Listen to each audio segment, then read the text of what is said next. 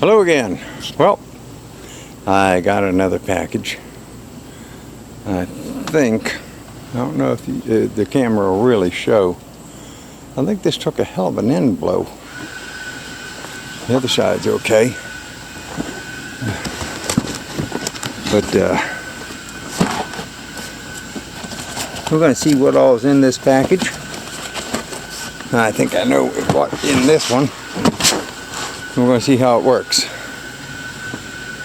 Stay tuned.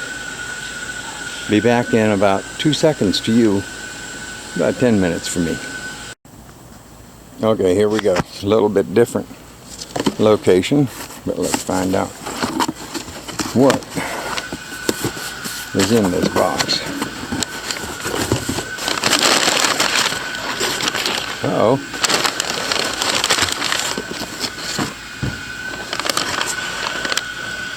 Three-way switches.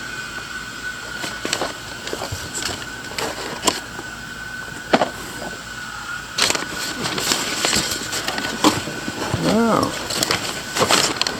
Here we go.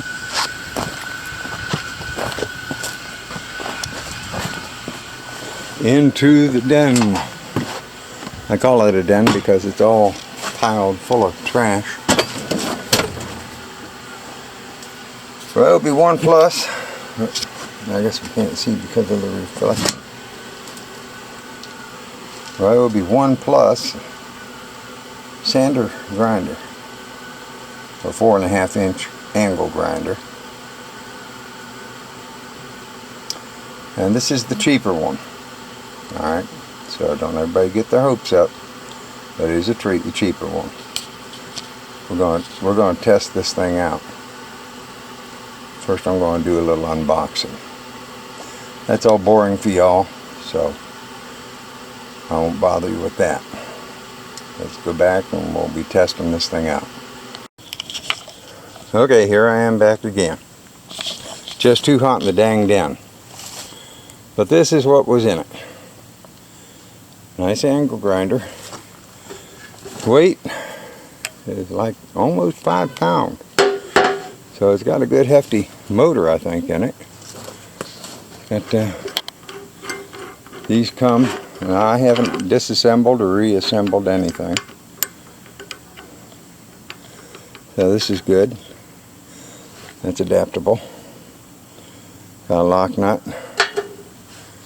Comes with a Ryobi grinding disc.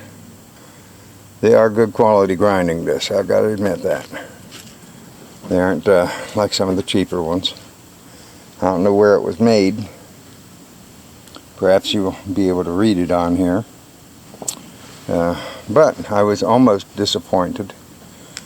It took a little wind from my sails whenever I just saw that it had a handle and it didn't have the wrench to be able to put this nut on, because it takes a special wrench. Got two little lugs on, like a Y, and these two little holes or studs go down into the holes here, and that's what you use to tighten the two nuts together. Now the shaft will lock all by itself, so what you'd have to do is you just put this on and get it centered up. Boy, this ain't easy with one hand. I'm learning this. Put the nut on.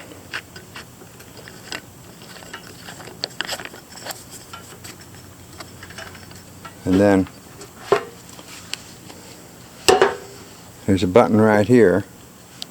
You push that down and in, and what that does is it will lock the shaft on the engine, or on the gear housing here. Motor, not engine, I know. And that way you can tighten up that nut, the collar nut or B-nut. And I was awful disappointed that it only had a handle and didn't have a wrench. But then whenever I started looking at it, what's sticking in the end of that handle? Well, doggone, that does seem as though it is about as handy as an idea as ever. I've never had a handle on one of these things store the special wrench that you need in order to change discs or different types of accessories. Oops, excuse me, I got the flashlight hanging down. Yeah, that to have that stored in the end of the handle is absolutely genius. I don't know why people haven't done that since the very beginning, because I got a drawer in the toolbox that has just about every size of these from over the years. And by the way, they are almost priority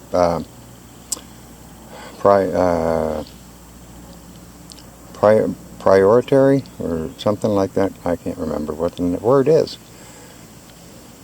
But they are almost specific to a brand, because they'll vary the width of these just a little bit, and maybe they'll offset the handle or something, where you got to have the right handle in order to change out the disc for your particular application or brand.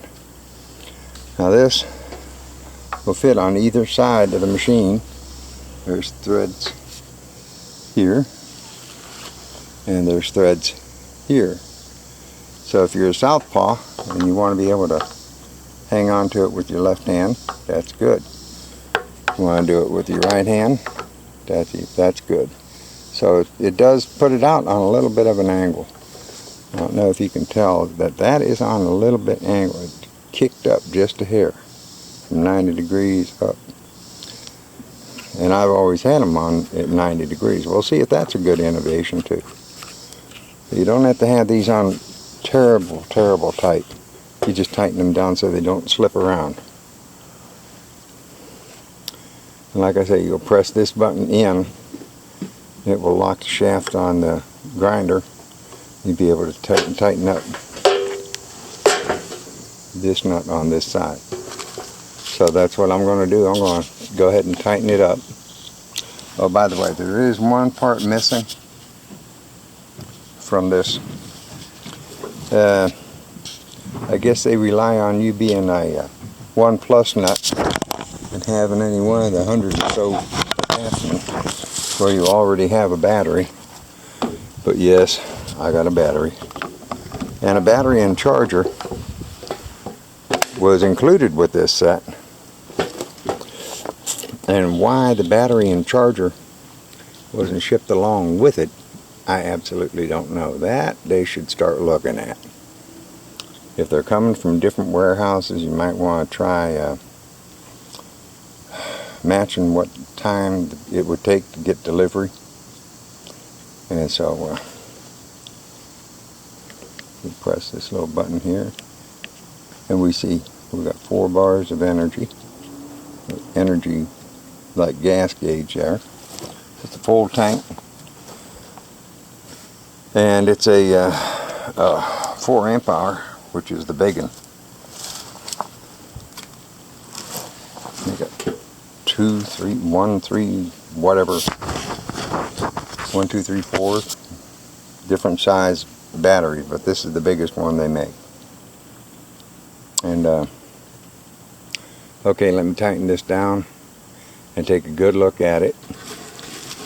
I know it's a sin to look at any kind of assembly instructions and all, but this has got an operator's manual. It's not like I'm a stranger to these. I've been using these virtually all my working life. Not this particular kind, but grinders of all kinds. Air grinders, electric grinders. They even had a hydraulic one time at one of the shops I was at. I got to use it for a little bit. But that was a mess to use. It leaked terrible everywhere. Anyhow, I'm going to take a look at the manual. So after I look at that, I'll come back and I'll show you what this thing will do. Okay, here we are back again. I have decided I'm going to have to use it with a stripping disc. It's a rather thick thing, and that guard that is normally right around here and locks in that little groove is not available because this stripping disc will rub on it, and I don't want to cause an issue there. But you're never supposed to run a machine without the guarding in place, and I know better, but I'm going to try this because it's the only way I can use this kind of a stripping disc. You might want to look at that with whenever they redesign it, because they're constantly going to try and improve this thing, I know. But anyhow, this does not need the wrench with 2 holes. It takes a regular open end wrench on the disc, and then you can lock this or put a wrench on the shaft in back here, behind the pad on the axle. So this is what I'm going to try it on is, this is a old Alice Chalmers 916 garden tractor, and I had tested my sandblaster out on a corner. I'm going to try this out on this corner right here, where it's already been sandblasted, but it's rusted, and then a little bit more right in here, so we can see how it does on several layers of paint. Okay, let me get your foot down and we'll get this started. Okay, here we are, and I got my safety glasses on, steel toe shoes, little things like that. This has a, you can try and press the button here, won't work. This has to be depressed in the back, so you got a good grip on it. You're going to be depressing that down, and then it'll spin it. So let's go ahead and give this a shot.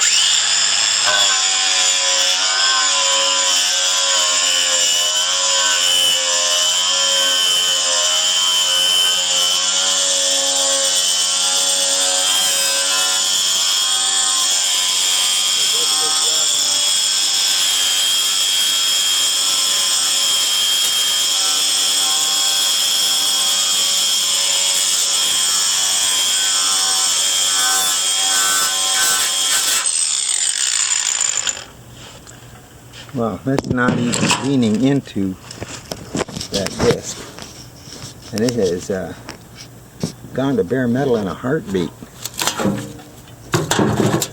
I got a little bit of paint on the edge of it here, but it's still sharp as a tack on the edge. It's like a giant Scotch-Brite pad, only it's very, very hard. And does a great job. I started this, I did this part before with the sandblaster, a little sandblaster I got, one of the 80 pounders. And it took about a pound of sand to do that much. So I thought, wow, this is going to cost a fortune, because that stuff is like $1 a pound to buy it. And I figured I'd go through 200 pounds if I just didn't try and reclaim it. So it's not worth $200 to try and strip this thing of paint. I'd use a chemical stripper or whatever. But that little disc, it being $8, I believe, will go ahead and strip this whole thing. I know for sure it will strip every bit of metal here on this whole garden tractor, and probably want to come back for more. So we're going to try it in order to get this thing painted up again. But anyhow,